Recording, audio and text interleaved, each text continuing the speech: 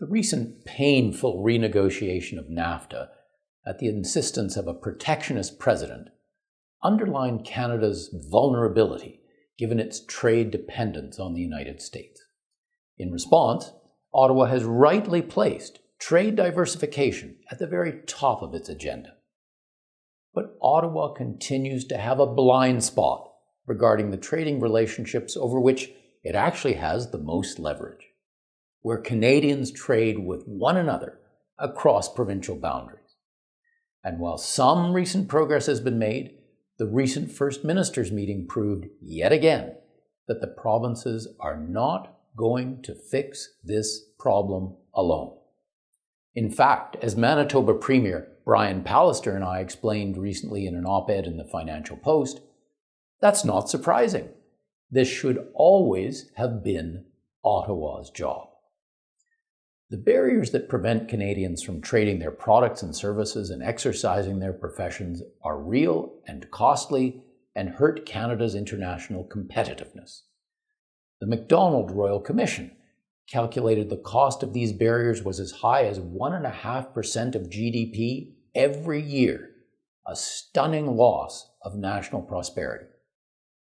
More recently, Statistics Canada took the barriers and measured them as if they were tariffs at the provincial borders.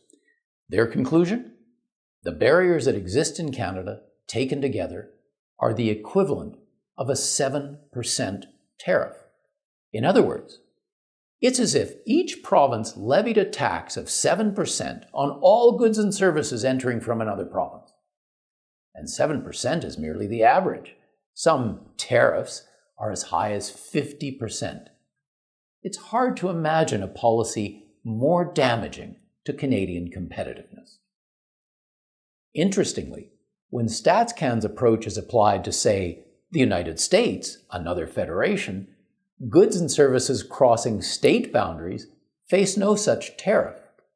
Americans truly trade freely with one another.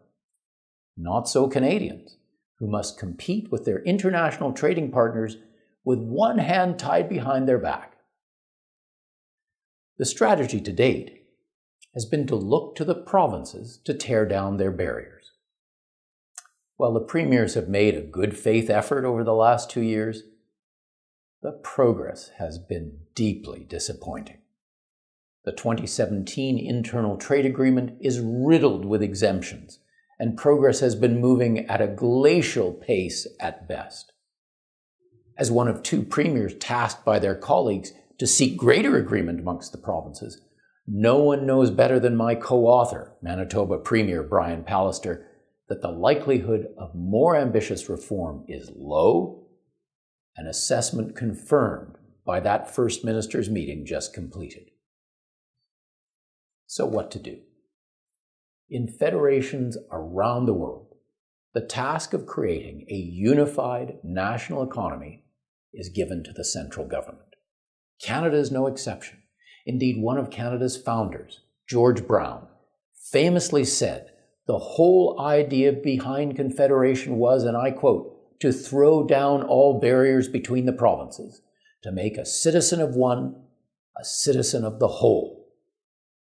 It's time for Ottawa to shoulder its responsibilities by introducing a Charter of Economic Rights, clarifying the vital rights of Canadians to sell their goods and services and exercise their trades and professions in every part of Canada.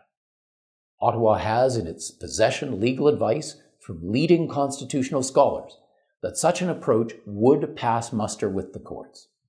It won't solve every problem, but it would be a quantum leap forward. How could we win provincial agreement to this nation-building change?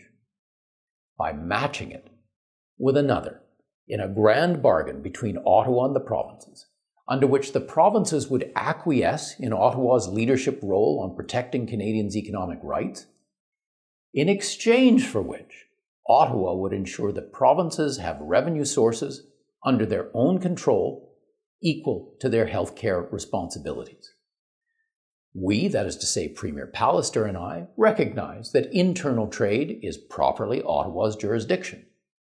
But we equally agree that healthcare properly belongs to the provinces under the Constitution. In each case, interference by the other order of government has prevented progress. The greatest points of conflict between Ottawa and the provinces are when one level tries to exercise jurisdiction assigned to the other by the Constitution.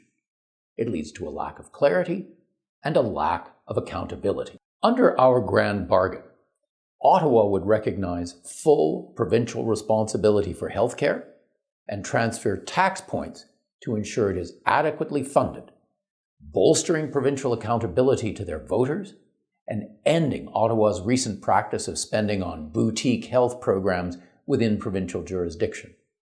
Canada's equalization system should ensure that poorer provinces with smaller tax bases are not penalized.